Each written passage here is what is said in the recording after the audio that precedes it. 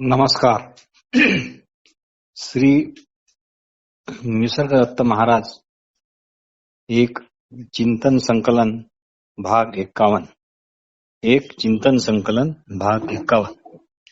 श्री निसर्गदत्त महाराज आपल्या एका निरूपणात असे म्हणतात की भगवान श्रीकृष्ण यांनी गीतेमध्ये उपदेश करताना असं सांगितलं आहे की मी सर्व प्राण्यांच्या हृदयात आहे, पण मानवाच्या हृदयात मी अतिप्रगट आहे, म्हणजे प्रत्यक्ष आहे. जाणपणे जाणवणारी जाणीव ही माझीच विभूती आहे. जाणपणे जाणवणारी जाणीव ही माझीच विभूती आहे. अवांछितपणे कळणे, आपण असणे हेच आपले स्वस्वरूप ज्याला कळले तो मज समानच झाला असे समजावे. प्राणीमात्रांना मी आहे ही जी जाण आहे ती वस्तुता मीच आहे.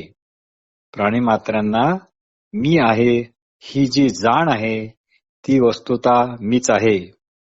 सुवर्णाचा कण म्हणजे समजा आपण, व सुवर्णाचा ढिगारा म्हणजे कृष्ण. सुवर्णाचा कण म्हणजे आपण व सुवर्णाचा ढिगारा म्हणजे कृष्ण.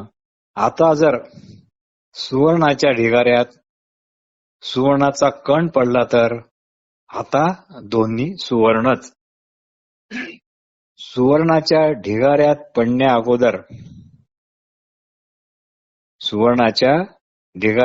पडण्या अगोदर ही सुवर्णाचा कण हा सुवर्णच होता, पण अज्ञानामुळे त्याला आपली ओळख नव्हती. भगवान कृष्ण म्हणतात, आत्मज्ञानच माझी खरी प्रत्यक्षात विभूती आहे. बाकी सगळे लहान मुलाला खाऊ आणून देण्यासारखे आहे. या खऱ्या विभूतीकडे आकर्षित होण्याकरता या ज्ञानामुळे अवघाची मी याचा बोध होतो. मग चर आणि अचर असा भेद राहत नाही आणि अभेदात्मक जी प्रतीती आहे ती त्याचे निजांगच ठरते. हे कळणे पण बुद्धीने कळत नाही, कारण असणे पण हे बुद्धीच्या आधी आहे. हे जे आधी आहे त्यालाच निरंजन म्हणतात. हे जे आधी आहे त्यालाच निरंजन म्हणतात. आणि निजवृत्त म्हणजे आपण केवळ आपणच असल्याची बातमी. निजवृत्त म्हणजे आपण केवळ आपणच असण्याची बातमी, दुसरे काहीही नाही. गरम पाण्यात जशी ऊब तशी आत्मवृत्त समजा. गरम पाण्यात जशी ऊब तशी हे आत्मवृत्त समजा. गरम पाणी गार झाले म्हणजे त्यातील ऊब कुठे गेली काय? गरम पाणी गार झाले म्हणजे त्यातील ऊब कुठे गेली की काय? पण ती ऊब दुसरीकडच्या गरम पाण्यात जशीच्या तशीच आहे. पण ती ऊब दुसरीकडच्या गरम पाण्यात जशीच्या तशी आहे. गरम पाणी गार झाले, ऊब गेली, पण इतर सर्व गरम पाण्यातली ऊब तर तशीच्या तशीच आहे. एक ऊब गेली म्हणजे सर्वच उभी गेल्या असे होत नाही. एक ऊब गेली म्हणजे सर्वच उभी गेल्या असे होत नाही. जे कृष्णमूर्ती म्हणत एक पक्षी मेला म्हणून सर्वच पक्षीत मेले असे होत नाही. तुम्ही एकाच पक्षाला मारू शकता, पण सर्व पक्ष्यांना मारू शकत नाही. ऊब कुठून आली? ऊब कुठून आली नाही, कुठे गेली नाही. ऊब मुळात कुठेतरी होतीच. ऊब होतीच म्हणून थंड पाणी गरम झाले. ऊब होती ती गेली म्हणून गरम पाणी गार होते. ऊब होती ती गेली म्हणून गरम पाणी गार होते. उभेचा पाण्याशी तसा काही संबंध नाही. उभेचा पाण्याशी तसा काही संबंध नाही, कारण ऊब जाऊ येऊ शकते. कारण ऊब जाऊ येऊ शकते. म्हणून आपण असल्याची आठवण यालाच आठवा. म्हणून आपण असल्याची आठवण यालाच आठवा. तोच आठवा कृष्ण असे समजा. तोच आठवा कृष्ण असे समजा. याला तुम्ही कृष्ण म्हणा अथवा वाटलं तर अष्टभुजा देवी म्हणा. म्हणजेच अष्टभुजा देवी म्हणजेच 8 भुजा असलेली अष्टभुजा देवी अशी काली. म्हणून आता इतकेच करा. इथे ऐकलेले जाणा व इतर ऐकलेले सोडा. इथे ऐकलेले पकडून ठेवा आणि इतर ऐकलेले सोडून द्या. कसलाही अमुक तमुक असा घोंगट घेऊ नका. कसलाही अमुक तमुक असा घोंगट ओढू नका. जाणवत्या म्हणजे अमुक तमुक अशा जाणीवेला सोडून, जाणवत्या म्हणजे अमुक तमुक अशा जाणीवेला सोडून त्याचे मागे येणे म्हणजे आधीचे म्हणून जे पडद्या रूपाने आहे तेथे असणे म्हणजे तेच होणे होय. तेथे असणे म्हणजे तेच होणे होय. सध्या कायाबुद्धी म्हणजे तुम्ही, कायाबुद्धी व तुम्ही वेगवेगळे नाही. कोणी कितीही मोठा असला तरी डोक्याच्या कवटीच्या खोबडीच्या बाहेर तो नाही. कुणी कितीही मोठा असला तरी डोक्याच्या म्हणजे कवटीच्या म्हणजे खोबडीच्या तो बाहेर नाही. कितीही ज्ञानी, कितीही महाज्ञानी, कितीही आत्मसाक्षात्कारी असला तरी तो खोबडीच्या कवटीच्या आतल्या आतच आहे. 10 किंवा 100 वर्षे, कितीही वर्षे समाधी लावून बसला तरी तो ब्रह्मरंध्रातच लोणच्याच्या बरणीतील फोडीप्रमाणे ब्रह्मरंध्राच्या बरणीत लोणच्यासारखाच मुरत होता. लोणच्यासारखाच मुरत होता. असो, तुम्ही शब्द बोलता, ते शब्द इतर लोक ऐकतात आणि इतर बोलता ते तुम्ही ऐकता. पण शब्दांना अर्थ देणारे हे बोलणारेच असतात. शब्दांना अर्थ देणारे पण ऐकणारेच असतात. तात्पर्य, शब्दांना अर्थ देणारे तुम्हीच. जर तुम्ही नसता तर शब्द बिचारे केवळ पोकळ वाराच राहिले असते ना. तुम्ही तुम्हालाच केवळ तुम्हीच असणेपणाने जाणवता, हेच आत्मज्ञान. तुम्ही तुम्हालाच केवळ तुम्हीच असणेपणाने जाणवता, हेच आत्मज्ञान. हे ज्ञान जाणण्याआधीच मी देह आहे असे म्हणू नका. व एकदा असा बोध झाला की तुम्हीच असणेपणाच्या रूपाने स्वरूप आहात, मग जे कोट्यावधी देह होऊन गेले, आता असणारे देह, पुढे येणारे देह, असे कोट्यावधी टनांचे जे देह होते, आहेत, येतील, त्यांच्यात व तुमच्यात असलेल्या काया बुद्धीत काहीही फरक नाही. हे कळताच एक अभेद प्रतीती निर्माण होईल.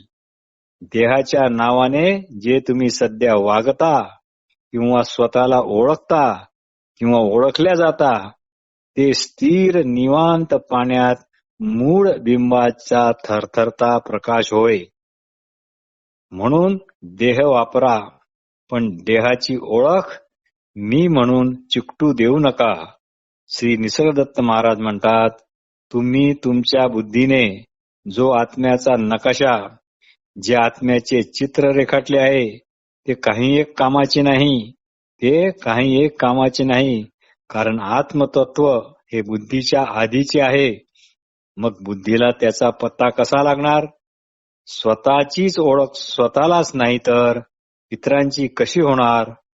मला पडलेले स्वप्न जसेच्या तसे दुसऱ्याला पडू शकत नाही, तसेच प्रत्येकाचे मनोनिर्मित म्हणजेच आत्मनिष्ठ जग पण अगदीच निरनिराळे, अगदीच वेगवेगळे आहे, आपापले आहे.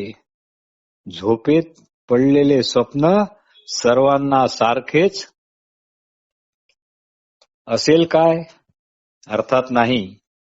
याचाच अर्थ असा झाला की वृत्त ज्ञान म्हणजे शुभवार्ता, शुभवार्तेचे ज्ञान म्हणजे असणेपणाचे ज्ञान, म्हणजे मी आहे किंवा असलेपणा हे सर्वांना मात्र सारखेच आहे. पण फक्त वृत्ती ज्ञान म्हणजे आपण अमुक तमुक म्हणजे जन्म झालेला, मृत पावणारा, देहबुद्धी असणारा, बंधनात आहे असा म्हणणारा, मोक्ष पाहिजे असेही म्हणणारा, वंश, गोत्र, प्रांत यांच्या मर्यादेत वावरणारा, सुखी दुःखी, क्रोधी, लोभी, ईर्ष्याग्रस्त किंवा आपल्या एकटेपणाला कंटाळणारा, हे सगळे सारखेच असेल काय? अर्थात नाही. निसर्गदत्त महाराज स्पष्टच म्हणतात की लुटपुटीच्या किंवा भातुकलीच्या खेळण्यासारख्या श्री निसर्गदत्त महाराज स्पष्ट म्हणतात की लुटुपुटूच्या किंवा भातुकलीच्या खेळण्यासारख्या पूजा अर्चा यामध्ये गर्क असणाऱ्यांना वरवरच्या परमार्थापेक्षा किंवा वरवरच्या अध्यात्मापेक्षा एखादा निरीश्वरवादी चांगला. निसर्गदत्त महाराज स्पष्टच म्हणतात की लुटपुटूच्या किंवा भातुकलीच्या खेळण्यासारख्या पूजे अर्चेत ग्रस्त असणाऱ्या अशाला जो वरवरच्या परमार्थापेक्षा किंवा अध्यात्मापेक्षा एखादा निरीश्वरवादी चांगला. एखाद्या वेळी ईश्वर, परमात्मा, ब्रह्म, चैतन्य, आत्मा ही अक्षरे नापसंत केली जाऊ शकतात. एखाद्या वेळी ईश्वर, परमात्मा, ब्रह्म, चैतन्य वगैरे वगैरे ही अक्षरे नापसंत केल्या जाऊ शकतात. पण तू आहेस, आपला असणेपणा, अशा या वृत्त ज्ञानाला कधीच कुणी नाकारू शकत नाही, नापसंत करू शकत नाही. सध्या आपण देहाच्या ओळखीने किंवा त्या अभिमानाने वावरतो आहे. हे व्यर्थ असलेले लचांड म्हणजे मी देह आहे किंवा मी देह मुळीच नाही, हे लचांड का तुम्ही मागे लावून घेतले हेच कळत नाही. याचा विचार करा. हे फक्त ओळखायचे आहे, पण ही ओळखण्याची निकड म्हणजे गरज किंवा कळकळ ही मात्र मुळातून असायला हवी. व आपण जे नाही ते आपण व्यर्थ का स्वतःला समजत आहोत याबद्दल हळहळ वाटायला हवी. मी देह आहे किंवा मी देह नाही या केवळ कल्पना आहेत. कल्पना ही कल्पना आहे ही ओळखली की कल्पना ही कल्पना उरतच नाही. कल्पना ही कल्पना आहे ही ओळखली की कल्पना ही कल्पना म्हणून उरतच नाही, ती नष्टच होते. इतके मात्र निश्चित. एखादी वस्तू घाण आहे, ती खाऊ नये असे कुणाला सांगावे लागते काय? तसेच हे आहे. स्पष्टता आली की आवड निवड, हवे नको हे गेलेच. मग योग्य तेच आचरण होणार. आपल्या शर्टवर किंवा आपल्या पांढऱ्या शर्टवर कावळ्याने शी केली हे कळताच आपण लगेच ती घाण साफ करतो. किंवा पडद्यावर किंवा कपड्यावर धूळ दिसली की आपण ती लगेच झटकतो. म्हणजे काय? पाहताच, लक्षात येताच लगेच कृती करतो. यालाच कृष्णमूर्ती सीइंग इज डुईंग असे म्हणतात. There is no difference between seeing and doing. आज करू, उद्या करू असे आपण त्यावेळी म्हणत नाही. किंवा समोर मोठा घाणीने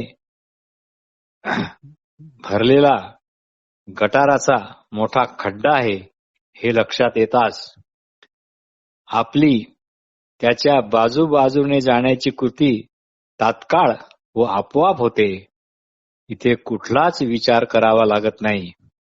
कारण घाण आहे, धूळ आहे, खड्डा आहे हे स्पष्टच कळले आहे.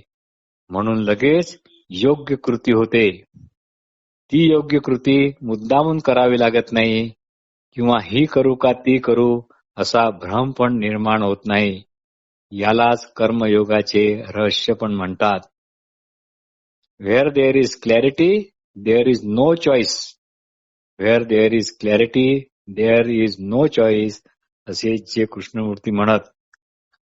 पॉयझन लिहिलेली बाटली चुकून औषध घ्यायची म्हणून आपण झाकण उघडले आणि तोंडात ते टाकणार इतक्यात आपल्या नजरेसमोर बाटलीवरची लाल अक्षराने लिहिलेली पॉयझन ही अक्षरे आपण वाचतो आणि ती आपण वाचताच धाडकन बाटली फेकून देतो. यालाच म्हणतात सीइंग इज डुईंग. यालाच म्हणतात where there is clarity there is no choice. म्हणजे आता काही चॉईस नाही की ही बाटली मी पिऊ का नको पिऊ अशा तऱ्हेचा. ही सर्व उदाहरणे जे कृष्णमूर्तीच्या प्रवचनात सापडतात हेच श्री निसर्गदत्त महाराज थोडक्यात सांगतात ते असे. वस्तू घाण आहे वस्तू घाण आहे हे कळताच आपण ती तोंडात टाकत नाही. चुकीने टाकलीच तर थू थू करून तात्काळ थुकून टाकतो. बरे असो. म्हणूनच जे कृष्णमूर्ती म्हणतात घाण, धूळ, खड्डा, अखाद्य हे कळताच आपल्याला ते टाळणे हा एकच पर्याय असतो. म्हणजे परत तेच where there is clarity there is no choice. इथे निवड करत बसण्याची वेळ नाही, गरज पण नाही.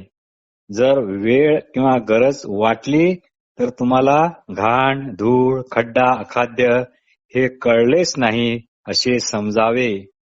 म्हणून श्री महाराज म्हणतात मी अमुक अमुक का आहे याच्याच शोधाच्या मागे हात धुवून लागा. या मागे किंवा याच्या आधी काय आहे ते शोधा आणि तेच व्हा. नमस्कार.